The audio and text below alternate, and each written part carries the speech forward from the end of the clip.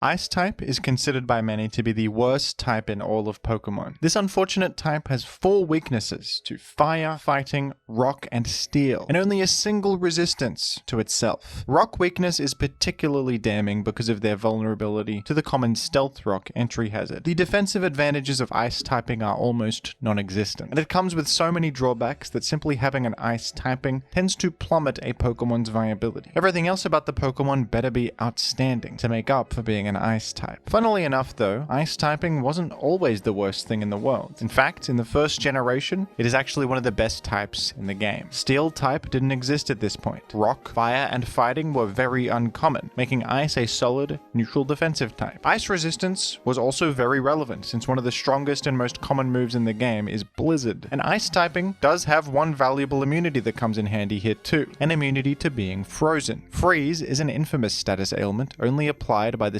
secondary effects of attacks like Ice Beam. Freeze will completely immobilize you for multiple turns, and a lucky freeze can swing a game completely in your favor. In Generation 1, freeze is even stronger, as the only way you can thaw is if hit by a fire type move that applies burn. Freezing an enemy is effectively a KO, since they have no hope of ever thawing out. Freeze immunity is therefore incredibly valuable, and actually one of the best defensive traits you can have. This ice type triumph would be short-lived though. In the very next game, steel types were added who threaten ice types super effectively, and all the other types that hit ice super effectively rose in popularity. In Gen 4, Stealth Rock released, which significantly guts the health of ice types just for switching in. In the modern day, defensive ice types simply don't work. Successful ice types tend to be completely offensive in nature. The greatest advantage to ice typing is how good it is offensively. Ice is super effective against 4 types: dragon, grass, ground, and flying. These types are all quite common and important to hit. Ice also forms a famous offensive coverage combination alongside electric called Bolt Beam. Electric moves will cover all the types resisted by ice, at least neutrally. Ice has a strange identity in the current day. It is often said that ice types are either absurdly broken or completely unviable, with very little in between. Let's explore the slippery history of Pokemon's most divisive type. Like this video and subscribe to the channel to shield yourself from the coming conflict between Typhlosion and Magcargo. Thank you.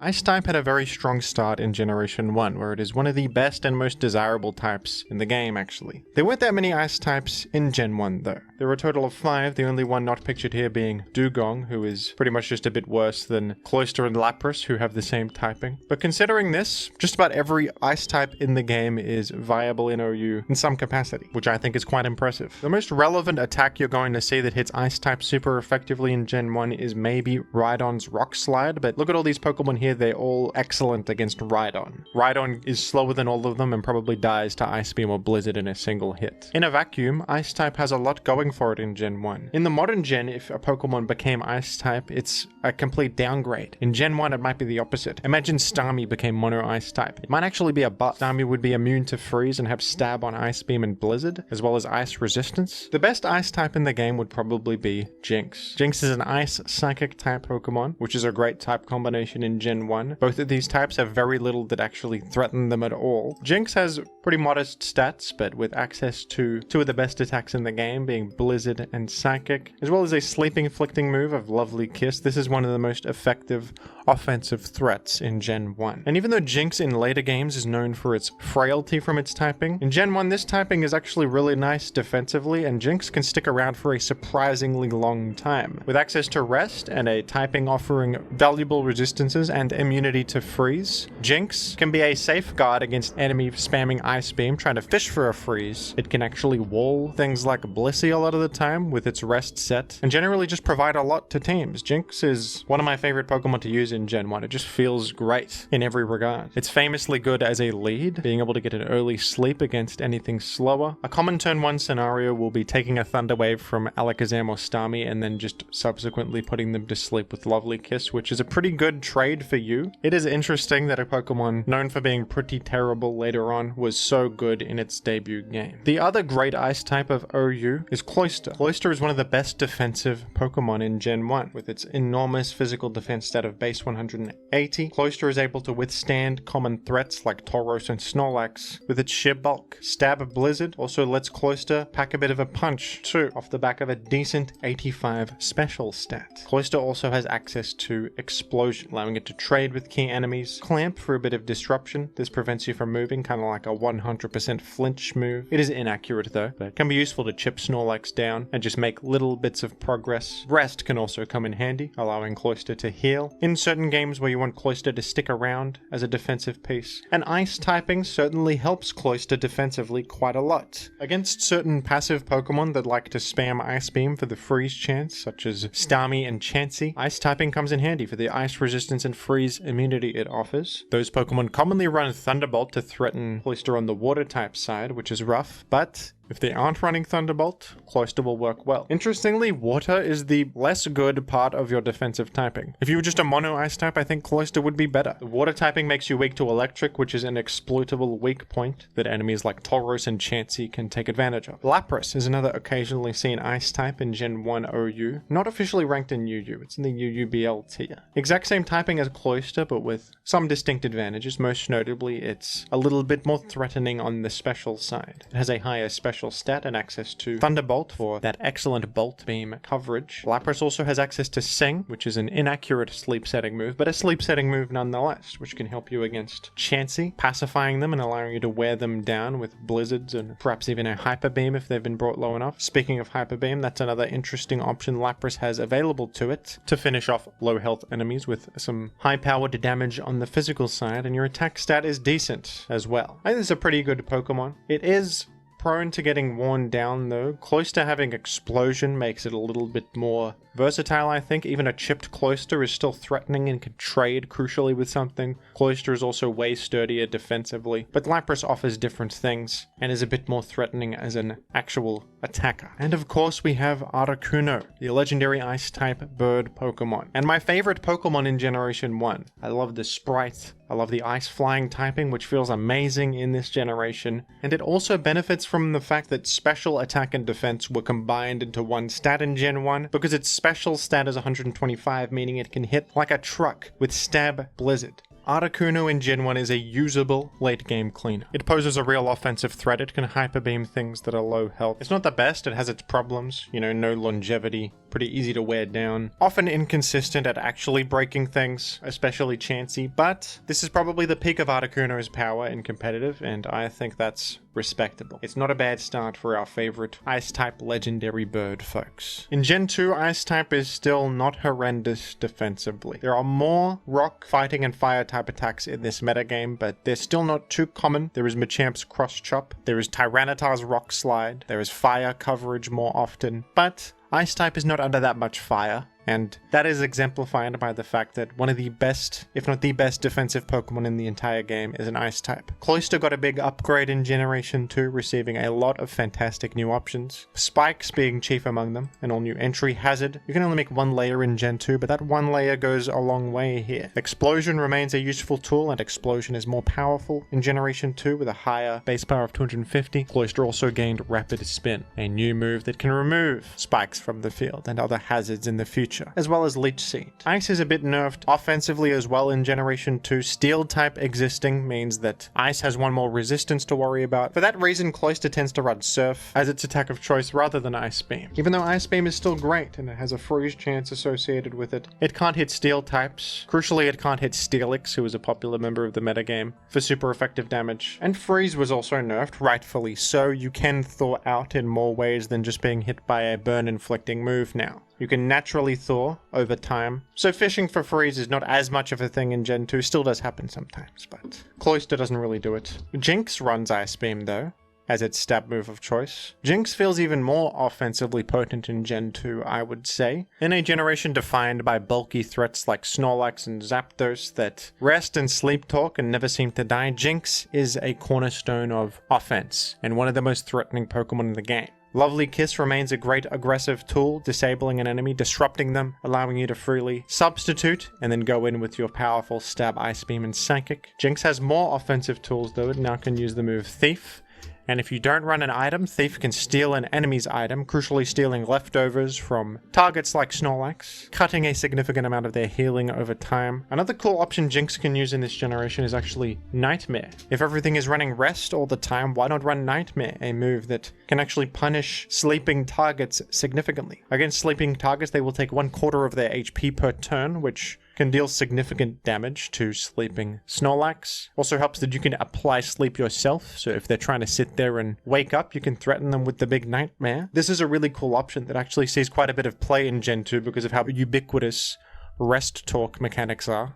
Articuno is ranked UUBL in Gen 2 once again, and I think it's semi-usable. It is significantly worse than it was in Generation 1 though. It now has only 95 special attack. It was nerfed in that regard, with the special attack and defense being split into 2 separate stats, which was a good thing overall, but regrettable for Articuno, who was once a hard-hitting threat. Blizzard was also nerfed. A nerf to the entire ice type that honestly was deserved. Gen 1 Blizzard was very strong, but Blizzard now has 70 accuracy instead of 90. This Pokemon does not have a huge amount going for it here. It may be able to do rest talk stuff, and it is quite bulky, but it is obviously competing with Zapdos, the number 2 Pokemon in the game, and an omnipresent force. Why would you use Articuno over Zapdos? Well, there's not much reason. Articuno is in fact weak to electric, which is a huge detriment in a tier full of Zapdoses and Raikus. The stab boost on Ice Beam still has its value here and there, but like I said just a moment ago when talking about Cloyster, Ice is not quite as spammable as it once was. There's more things that can thwart Ice as a primary attack. You need complementary coverage for it to get the most out of it, which Articuno doesn't really have, relying on Toxic here, which means that Articuno is worse offensively, worse defensively. Tyranitar now exists, who can just hit you with Rock Slide. There's more fire types. The defensive flaws of Articuno are starting to show themselves, and unfortunately this would be an omen for the future of the ice type as a whole, I would say. And a quick shout out to Piloswine, who I believe actually has a niche in Gen 2 OU because of its great ice ground typing. Stats are not impressive. There's a pretty good HP and attack though. But ice ground is a cool typing because you are immune to electric, and guess what? Zapdos and Raikou are everywhere. Plus, you're neutral to ice. Ice resistance coming in handy against the common hidden power ice coverage move on Zapdos and Raikou. You can come in against them, hit them with your own stab ice beam. Ground and ice is a famously good coverage combination, folks, which is able to hit a wide array of things, and you got Rest Talk for a bit of longevity. This kind of falls apart though if Zapdos or Raikou is running Hidden Power Water, which is equally common, but what if they simply don't? Then what? Piloswine will thrive. Piloswine will have its day. Did you ever consider this? In Generation 3, my summation of Ice as a Pokemon type has plummeted. Look at this, we got one OU ranked Ice type to our name, Cloyster, hanging on for dear life. Cloyster, the beacon of hope for Ice types everywhere. However, in the modern metagame, most people don't even think that Cloyster deserves this OU status. It has really fallen in viability and popularity among the highest level players. I think Cloyster has still got some stuff though. Ice typing is a bit more of a disaster now. Tyranitar and Aerodactyl are everywhere. Rock coverage is widespread on physical threats. Fighting types became good this time. We've got Heracross, Breloom, Medicham, Hariyama. Fighting types are actually common, popular, and they're a threat to be considered. Focus Punch is a move that exists now, which is a common coverage option on many Pokemon. Even though Steel was introduced last generation, there weren't that many Steel type attacks going around, but now Metagross exists, who has Meteor Mash, an extremely hard-hitting Steel type attack, and just about every Metagross set will use that move. So Ice types are threatened from every angle all of a sudden when they were just skating by only one generation ago. It's a little bit rough for them. It truly is. Cloyster is pretty good though. It's got a water ice typing. That defensive bulk still absolutely carrying it. It is one of the few things with access to these 3 excellent moves of Spikes, Rapid Spin, and Explosion all in one that has some real value, folks. It's good roll compression. Cloyster though is competing with Skarmory and Forretress as Spikers, who are generally superior. Forretress does have all of those moves, Spikes, Rapid Spin, and Explosion, but a way better defensive typing, more longevity, and an immunity to Sandstorm chip damage, which is very important in the Tyranitar metagame. What Cloyster has over Forretress though is it actually resists water. It's immune to ice, which comes in handy when you're switching into a Swampert Ice Beam, and you can shrug off Swampert's Earthquake well enough thanks to your physical bulk. So Cloyster kind of takes advantage of Swampert, who is a very, very popular Pokemon in this format. Cloyster can come in and actually set spikes against Swampert pretty reliably. You can also afford to go way faster on Cloyster than you can with Forretress. Forretress is very slow. Cloyster has a base 70 speed, which is serviceable, and with this amount of speed you can outrun every Tyranitar set and hit them with a speedier Surf, which is actually quite good. Stab Surf.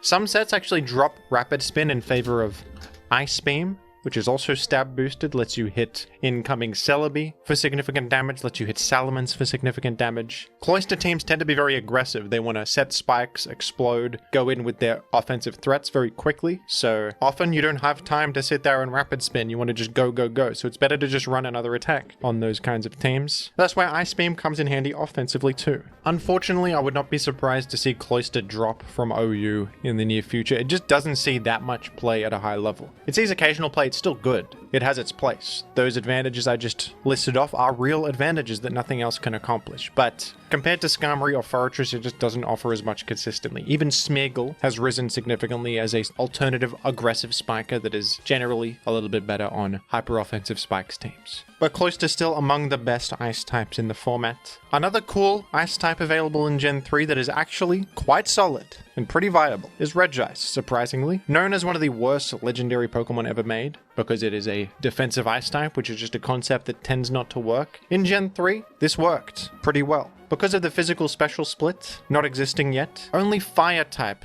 can hit Regice on the special side super effectively. So a mono ice special wall with a fantastic base special defense stat of 200 does function pretty well. It can wall most special attackers in the game, notably Starmie, Gengar, Zapdos, Jolteon, most things in the game. You are, of course, competing with Blissey, who is overall better, is not weak to fire, has more utility, can stick around for longer, has healing and stuff. But Regice is kind of like a more aggressive version of Blissey. Mono Ice type allows you to use Stab Ice Beam, meaning you are way more threatening against enemies like Celebi. Celebi actually kind of beats Blissey with Leech Seed and Natural Cure of its own, Calm Mind sometimes. But Celebi is not going to beat Regice, because they are very scared of getting hit in the face with a Stab Ice Beam. This will also do big damage to like Swampert. It's neutral against Swampert, but it hits them for pretty significant damage. 100 base special attack is pretty damn good on a Pokemon that is so bulky like this. Thunderbolt, also nice coverage. That'll hit bulky water types, the Melodic, Suicune, the occasional Gyarados. And Explosion is the real big thing. This is an amazing aggressive tool. Allows you to actually threaten Blissey and Pokemon like Snorlax, or just trade with something.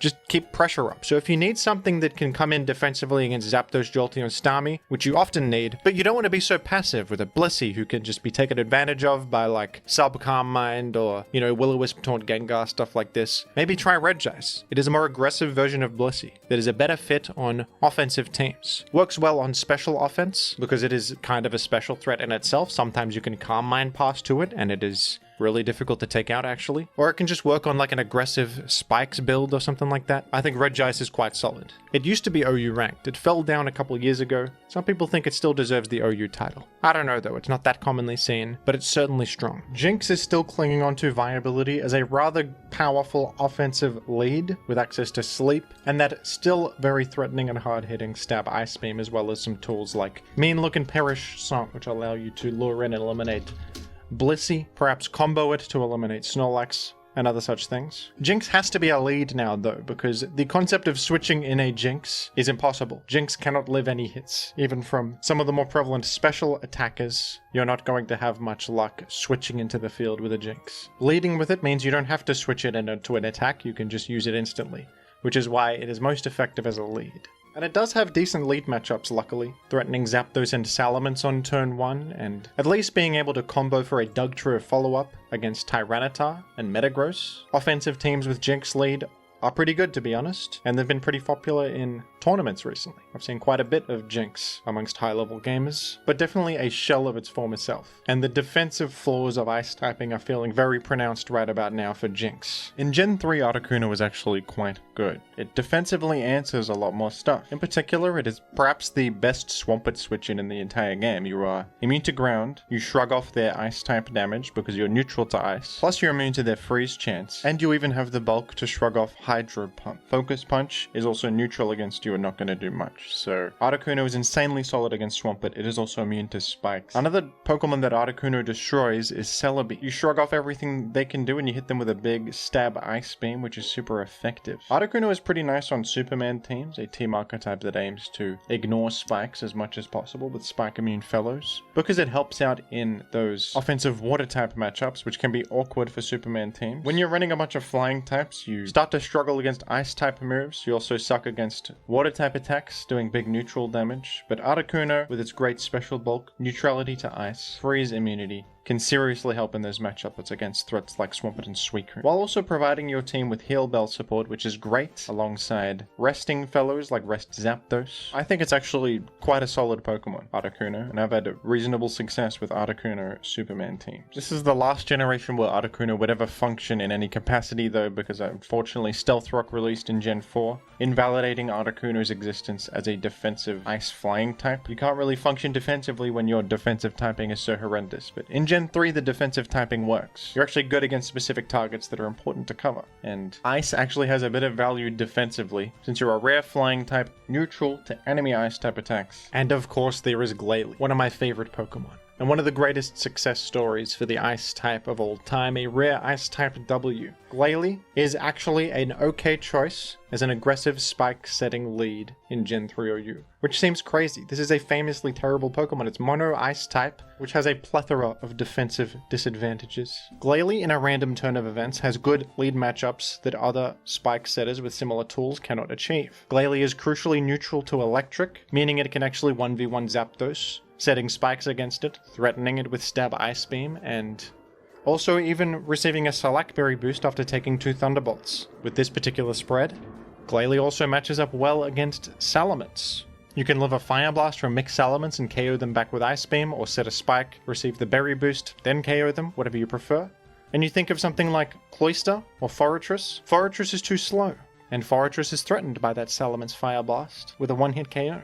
Cloyster is weak to electric. Glalie sidesteps both of these issues against the two extremely common lead matchups of Zapdos and Salamence. You do have issues against Tyranitar and Metagross leads, but sometimes it's alright to just make a spike against them and carry that momentum to victory if you can. And occasionally Tyranitar will be mixed Tyranitar, and in that case you live a hit from them and can Ice Beam for chip or make a second spike or whatever you like. You can also taunt against Skarmory leads and deny them from making their spikes, putting you ahead in the hazard war. Explosion also helps. When you're chipped into that Salackberry range, you can crucially explode against key enemies and trade with enough speed to achieve this. Glalie having an actual niche in Generation 3 OU this is what Pokemon is all about, folks. This is wonderful. This is a snowball rising up to fill a gap that we never knew we needed to fill. This is something born of a silly idea that worked better than anyone expected. Glalie sees use in tournaments. This is a real thing. It is a part of the metagame, and it's wonderful. We love Glalie, don't we, folks? In Generation 4, the Ice type fell off a cliff, folks. This is a true disaster for our frozen friends. Stealth Rock was introduced. Many types were caught in the crossfire. Ice type, perhaps most of all, with the least defensive advantages of any of them. Ice type suffers simply by switching into the field, taking 25% of your health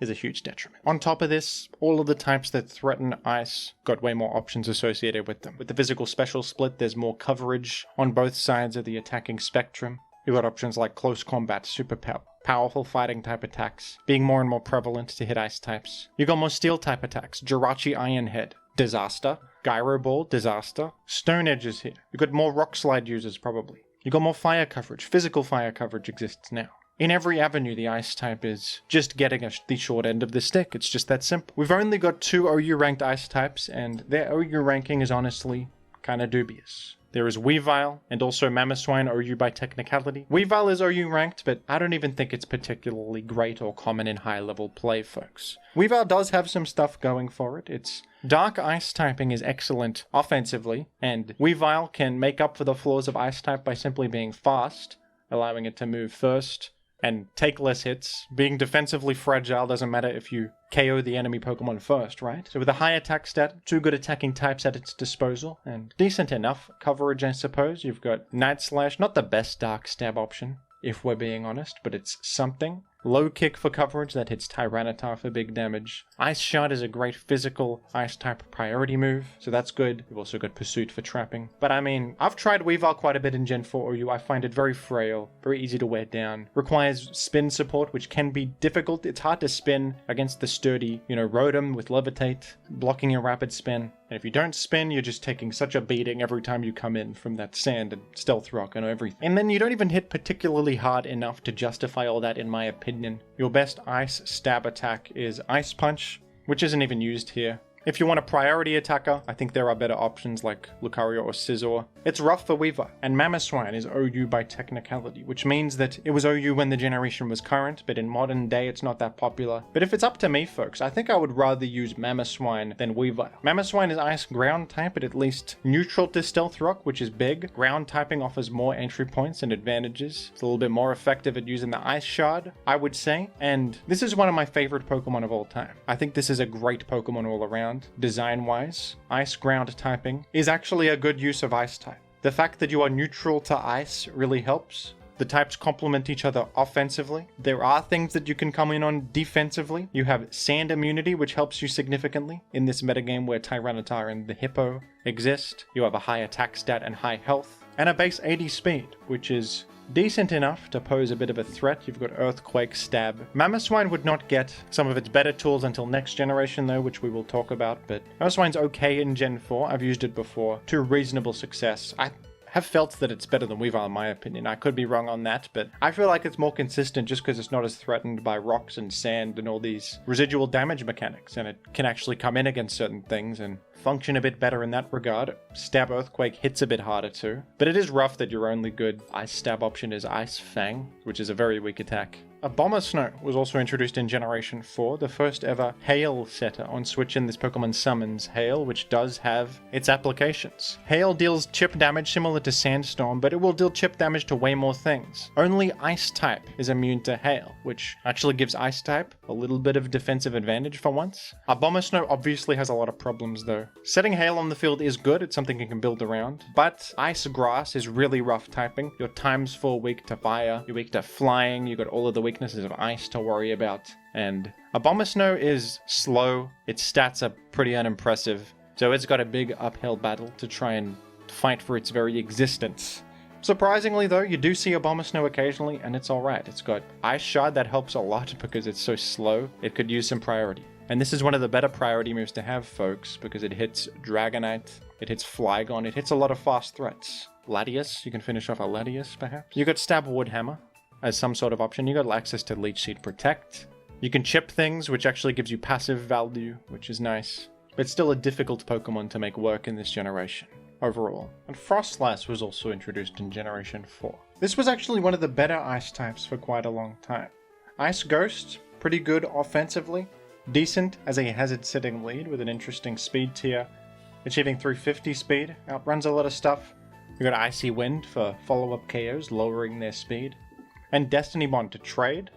With a Focus Sash, this is decent, but regrettably Frostlass is now an illegal Pokemon because it has this ability Snowcloak, which grants evasion in Hail. Evasion is of course a very broken mechanic, allowing you to dodge things, but it's only available in Hail, which is quite a lot to ask. You have to run an Abomasnow on your team to activate this. Many people think that it should have been a complex ban of Abomasnow plus Snowcloak that was banned rather than the ability, because Frostlass had some value outside of Hail teams as this unique hazard setter, which has unfortunately been lost. I would agree with that. I think that a complex ban would be better to preserve this genuine metagame option, but I suppose they disagree. In Gen 5, we've got our first Ubers ranked Ice-type legendary, Kyurem White form.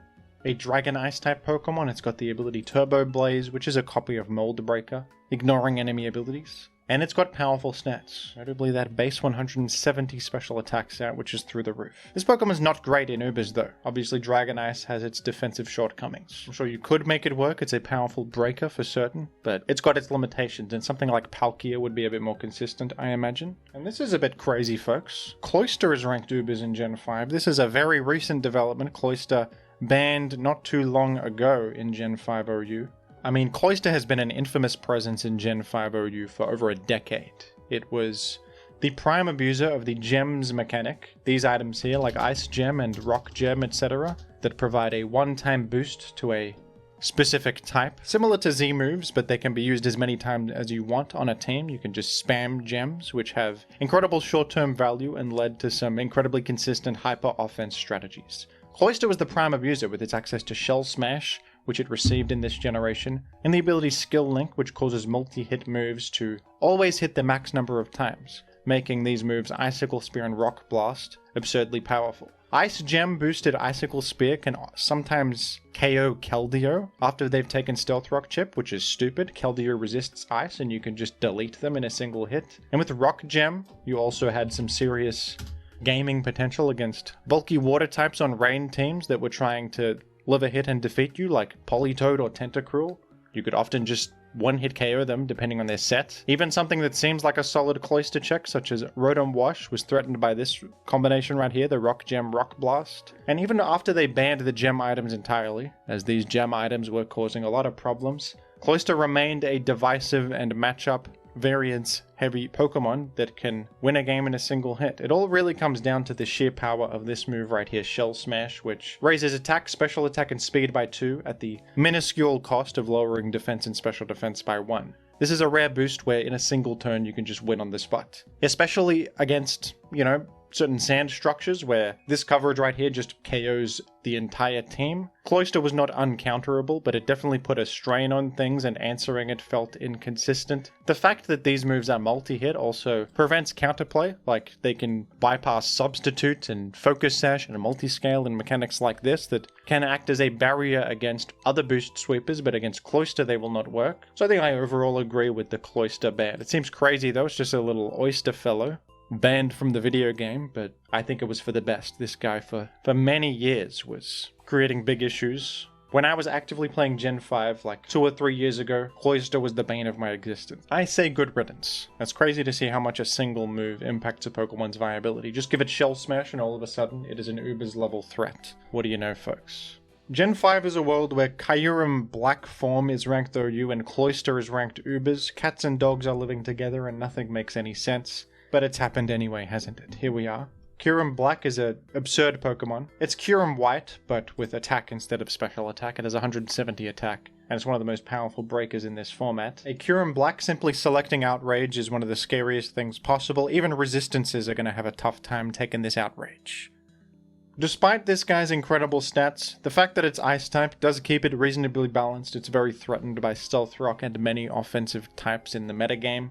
It's also pretty slow compared to other common dragon types, so it can wall break very effectively and will get some value for certain with its massive offensive damage output, but it is easy to revenge KO at least, so that's something. I don't know, some people still think it should be banned, though it is a bit of a silly Pokemon. It's kind of crazy that this was ever allowed into OU in the first place, but I actually like it. It's really fun to use. You don't really see a Pokemon like this in many metagames. My favorite set on this is this one. You put Roastberry on it so that it can come in on Scald users and be safe from burn, and then you go Substitute, an Ice Beam for mixed coverage. And this right here can be pretty powerful. It can really take advantage of a Pokemon like Rotom Wash or Politoed, and it's great alongside Magnezone if you eliminate their Ferrothorn and they struggle to switch in against the powerful Dragon Claw and Fusion Bolt combination. I've had pretty good success with this one. Now this right here is one of the most beautiful competitive Pokemon of all time, Gen 5 Mamoswine. In Gen 5 they gave Mamoswine a lot of good new tools and nothing too overwhelming either. They're like logical buffs that feel good.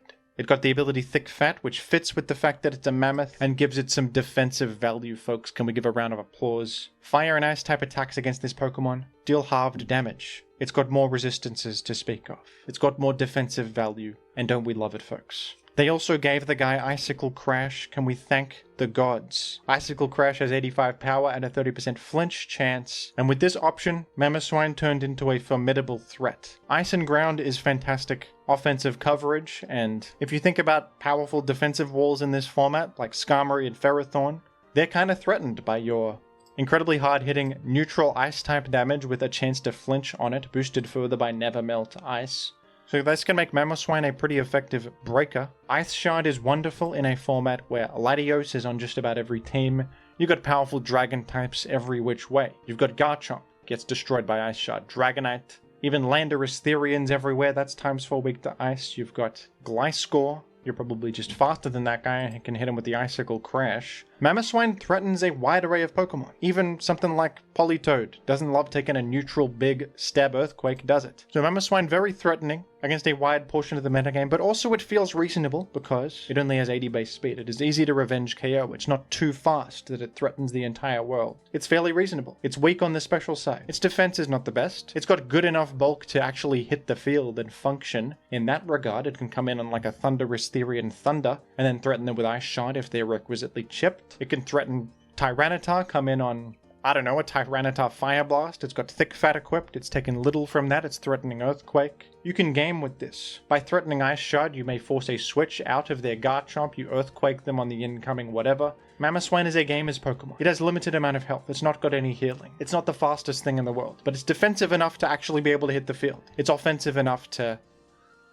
allow for breaking potential. This is what a Pokemon should be like, folks. This is perfect. Mamoswine gives you a valuable tool to thwart just about every matchup in the metagame. It rewards skillful maneuvering, planning, resource management. And there's a bit of set customization too.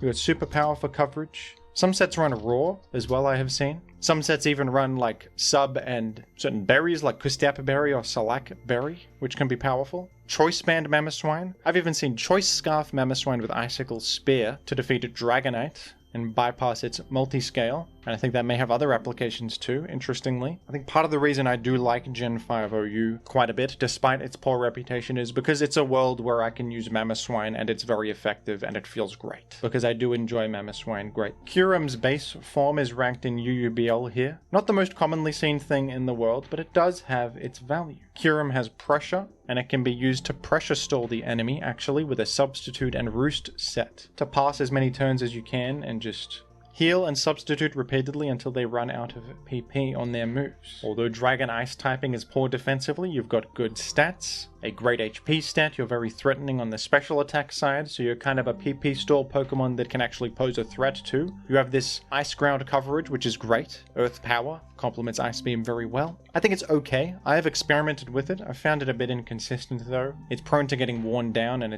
feels like it really makes your team suffer defensively. Doesn't offer very much. Maybe it's a bit difficult to use and to build with, but it's got potential. I think it has been used by good players. It's fairly respectable. And we have a Abomasnow as well in Gen 5, feeling a bit better than it did back in Gen 4, which is interesting because the power level is overall higher, and you'd think Abomasnow would suffer from that with its weak stats and all of its defensive shortcomings from its typing, but Abomasnow is actually an interesting anti-meta Pokemon in Gen 5, because setting Hail disrupts a lot more strategies in this format, where weather is a little bit more central to how things function. Setting Hail basically removes advantageous weather effects from your enemy. Teams are often built around Sandstorm or Rain. The Hail chip damage also has great benefit in a world where there's a lot of teams built around Sand immunity that rely on being able to chip heal in the sand and bypass the Sandstorm damage, but they can't bypass Hail damage. Pokemon like Heatran, Jirachi, Scizor will all suffer from Hail and be significantly restricted in how long they can actually survive.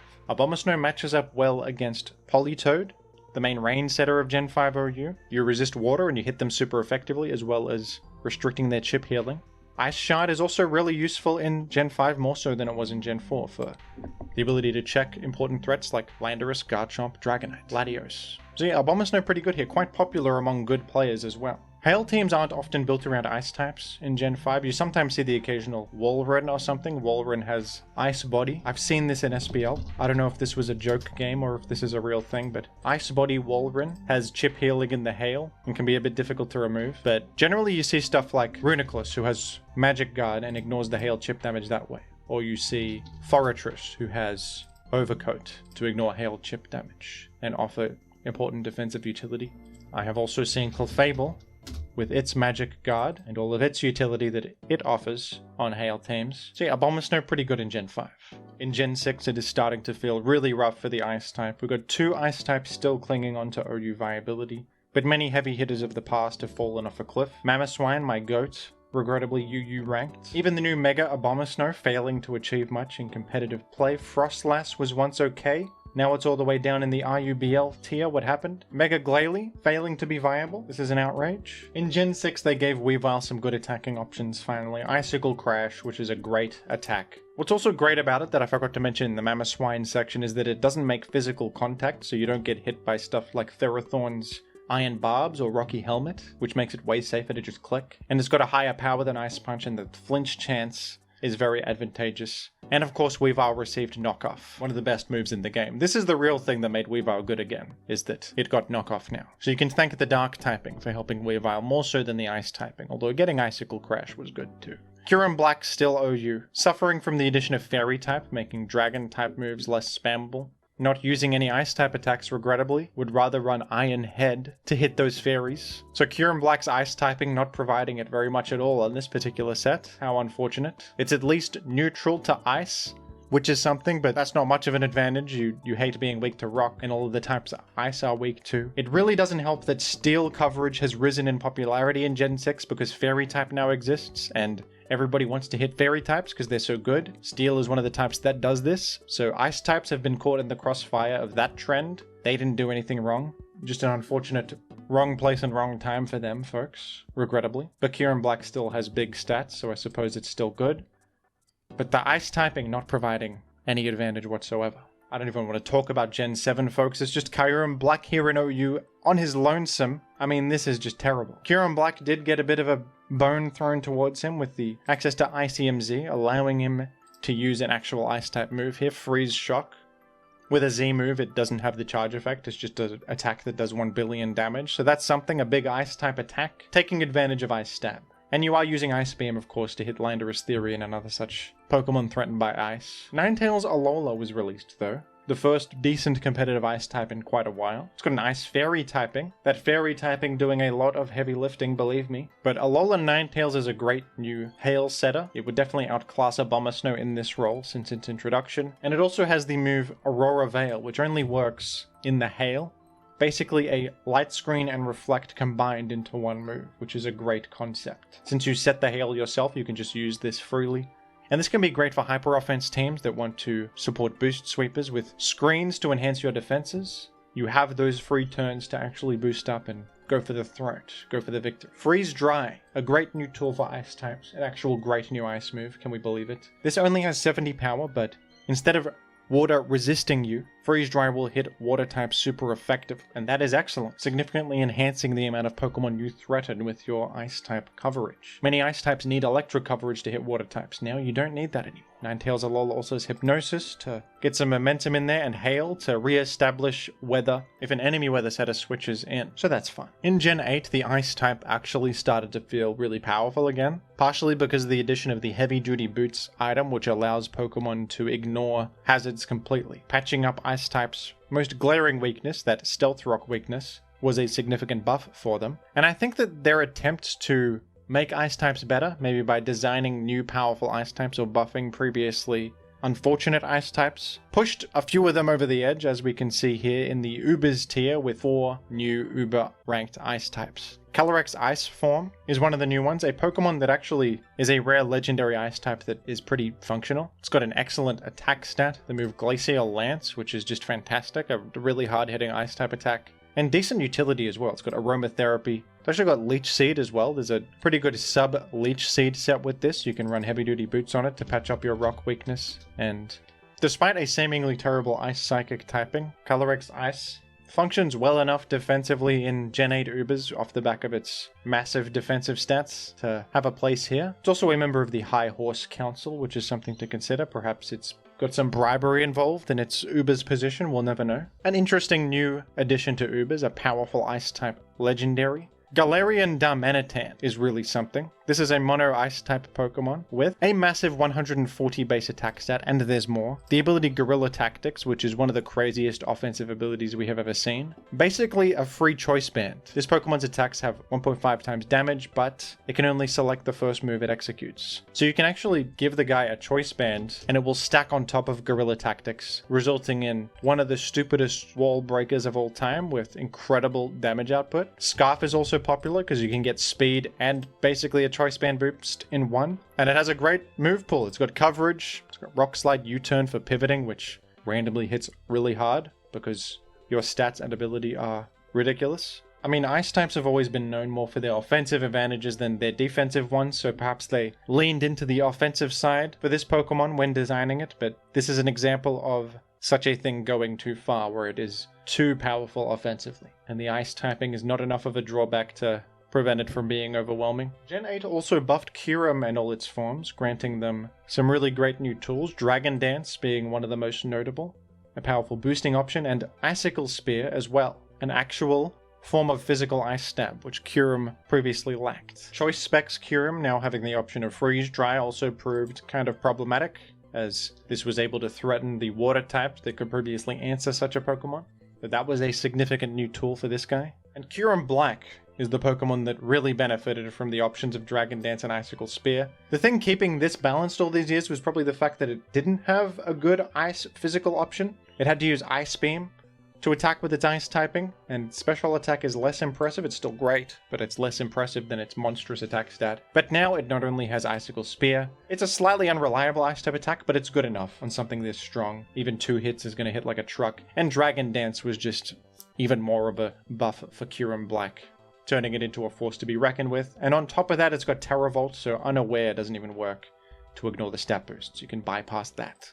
So this ended up getting banned after being OU for a few generations straight, suddenly patching up all of its greatest weaknesses and turning into a monstrous threat. In Gen 8 OU, Ninetales actually earned its OU position this time, with a bit more to offer here. Freeze Dry is able to threaten the new and improved Slowbro, who rose in popularity significantly. And there's an actual Hail synergy you can take advantage of now with Octozolt, who not only benefits from being able to use Blizzard in the Hail, because this move cannot miss in the Hail, also has the ability Slush Rush, which grants double speed in the Hail. Octozolt has the move Bolt Beak, which is similar to Fish's Rend, the infamous Dracovish move. Power doubles if you move before the target, and with high speed you of course will move first most of the time, and this has massive base power. And talk about Bolt Beam coverage, you got Stab on both of them. This is a monstrous threat that can be quite effective. Despite its lackluster looking stats, these offensive tools are excellent. Low Kick is good coverage too, and it's enabled by Ninetales Alola. So just a few more traits and advantages for Ninetales Alola pushed it into OU status. It was already quite solid in Gen 7, pretty commonly seen from my experience back in the day. In Gen 8, it feels a bit better. And Weavile is the main beneficiary of the new heavy duty boots mechanic in Generation 8. Patching up its long-standing weakness to Stealth Rock finally. With some new shoes, Weavile has a new sense of purpose and drive in the world, and it has found itself ranked in OU as one of the scariest threats in the format. And wouldn't you know it, folks, they also gave Weavile a good new ice-type attack, Triple Axle. This is a 3-hit move, it hits 3 times, and each hit rises in power. The second hit is 40 power, and then the next hit is 60 power, resulting in a pretty high power move here. Unfortunately, each of the 3 hits can miss, and with 3 chances to miss, that does come up quite a bit, but overall, a great new attacking option that has enhanced Weavile's viability significantly in Generation 8. In Gen 9 Ubers, we have the funniest Pokemon ever released, Iron Bundle. They have released a Pokemon called Iron Bundle. It is Delibird Robot, and it has the stats of a legendary Pokemon, and perfect offensive coverage, and it also outruns Chien Pao and everything in the planet. And it also has 114 defense randomly. I mean, that's great defense stat for something that should be frail, because it's fast and aggressive, but hey. This guy has Freeze Dry, allowing it to hit water types. It's got Hydro Pump, Ice Beam. I think this hits everything on the planet. If you want to pivot, guess what? You got Flip Turn and U-Turn at your disposal. I mean, as Pokemon players, we need to zoom out every once in a while. When you're in the weeds and you're playing the metagame every day, Iron Bundle starts to become normal. You forget the inherent absurdity of this. But it is important that we acknowledge that this is ridiculous. Little Robot Penguin is one of the most frightening Pokemon in the entire universe. This is the reason Pokemon is a laughingstock. This is what we are dealing with. This is what we have been given. But we cannot deny the comedic value, can we? We cannot. Chien Pao, also known as Weavile 2, was also a ridiculous Pokemon released in Gen 9. Another very powerful ice type. It is power crept Weavile, there's no other way to say it. The guy has better stats, higher speed and attack, the ability Sword of Ruin granting even further physical damage output. It's got more attacking options, Sacred Sword for coverage and bypassing of stat stages. It not only has Ice Shard, it also has Sucker Punch for Dark type priority. It's got Icicle Crash. I've been told this Pokemon is more interesting in doubles because the Sword of Ruin has a doubles impact, affecting the whole field and supporting your teammate or something. In singles though, not a fan of this Pokemon whatsoever. This is just a fast guy with high attack that clicks.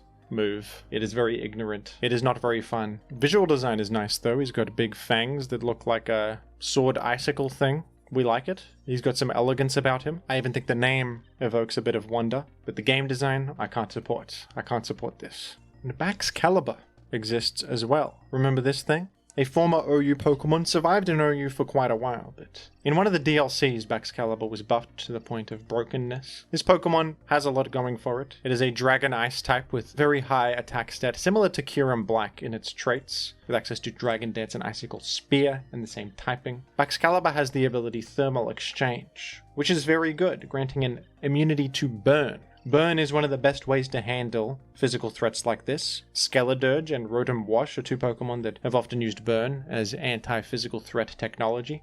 Baxcalibur, though, can bypass this very mechanic. And when hit by a Fire-type move, it also gains an attack raise. That's something too, comes up occasionally. And Baxcalibur has all the physical coverage you really need. The two stab types. Glaive Rush is an exclusive move. Has 120 power, with the drawback of taking double damage from the next hit on the following turn. This is a bit better than Outrage. You're not locked into the move, and the drawback is easier to manage, since with Dragon Dance you're often outrunning stuff anyway. This guy was pushed over the edge significantly when it received the new option of Scale Shot, which also benefits from loaded dice, and allows it to not only hit extremely hard with this multi-hit effect, but raise its speed in the process. People were even running Swords Dance alongside this. And Baxcalibur also benefited greatly from the newfound presence of Ninetales' Alola, who sets snow on the field. The new snow weather has replaced hail and allows Baxcalibur to receive a defense boost in the snow. And on top of the Aurora Veil boost that Ninetales can provide, Baxcalibur could very easily set up and get the ball rolling and just be really overwhelming. And that immunity to burn just made counterplay a little bit more limited against this thing. And in Gen 9 OU, there are no new ice types to speak of. All the new ones are either terrible or they're banned to Ubers, contributing to this newfound observation people are having that ice types are either one or the other, broken or they're nothing. There are some exceptions though. Kyurem is OU here, a viable Pokemon in OU, not suffering too much from its ice type. However, this has been a divisive Pokemon so far. Some believe that it's too powerful. It was suspect tested not too long ago. It is an incredible breaker with Freeze Dry, Earth Power. Is also great coverage to hit the common Slowking Galar and other special walls like Iron Crown with Assault Vest or whatever. Kyurem also has a great attack stat of 130, so it can take advantage of Dragon Dance, Icicle Spear, and Scale Shot. So if you're upset at the Baxcalibur ban, I mean, this is literally the exact same thing, folks. With the same tools, you're just not immune to burn, so there is counterplay to you. But this is very strong in its own right, isn't it? Kyurem also benefits from the new snow mechanic, not only from Alola Ninetales, who sometimes sees use, but Slowking Galar can use Chilly Reception, a new way to set snow on the field that also pivots out. And some Kyurem sets can even run Blizzard alongside this to take advantage of the snow, providing accurate blizzards and a defense boost. So there's more ways to enable Kyurem. It's quite a divisive Pokemon. It can be both physical and special, making it hard to predict. And it's difficult to consistently check with a lot of breaking power. But at the moment, people don't find it too broken, at least with the recent suspect result, which was no ban. Alola Ninetales currently ranked in UU. Alola Ninetales previously a force to be reckoned with Aurora Veil enabling so many powerful boost sweepers, but many of those boost sweepers are now banned to Ubers, so Alola Ninetales has less things to enable. Alola Ninetales is not happy about the rise of Iron Crown, who can threaten it with big steel type damage. This is still probably OU viable. There's good things to enable with Aurora Veil, like gouging fire, perhaps. Encore useful utility, helps against King Gambit and other boost sweepers or utility Pokemon that you can take advantage of with this. Ice Fairy is good coverage. It was not bad as a threat itself, but definitely not the unstoppable force it was in the past. I think that this style of hyper offense with all-in screens is kind of falling out of favor in general, in favor of more balanced teams. And finally, we have Weavile, who has managed to rank OU once again in Gen 9, but this was not always the case. Weavile has been on an absolute journey in Gen 9. Initially falling all the way down to RU, I think it was, in the early metagame, where Chien Pao was just Weavile but better, with all the tools Weavile wishes it had. More defense, better ability, more attacking options. Ridiculous, really, and Chien Pao was running rampant for quite a long time. Chien Pao was banned, and even that wasn't enough to make Weavile good again still. At that point, Weavile had lost two of its best options, Triple Axle and Knockoff. They were not available at that time. In the DLC, they gave Weavile these options back, and it returned to its former glory, operating in much the same way it did back in Gen 8, as a fast, boots threat with this great stab combination of Dark, Ice, Knockoff, an ever-valuable move, one of the freest clicks in the world, and Triple Axle, which Weavile sorely needed back, as a great and reliable Ice-type move with high power. Ice Shard also comes in handy often. Congratulations to Weavile for clinging on to viability, After some years of being semi-viable but struggling with your typing, now you have great shoes on, you have attacking prowess, and there are few that would dare to face you. It's true. Thank you for watching, folks. Ice is a weird type. In the modern games, it feels like its identity is a bit all over the place, with so many ice types seemingly banned to Ubers. It does feel like the only ice types that can really succeed anymore are fast offensive threats, which often tend to be too overwhelming. Weavile is one of the few with an actual balanced feeling set of traits, where its frailty keeps it in check. It's not as fast as some things. It doesn't have absolutely every coverage move on the planet, like Chimpao does. But even Weavile is restricted to this role of fast but frail offensive guy. Defensive ice types are just not it. They don't work. Should ice types perhaps get an overhaul? Many think that the type should be buffed, perhaps with new resistances or some new traits. They have attempted to do it. Snow was perhaps a good step in the right direction, granting them some weather synergy.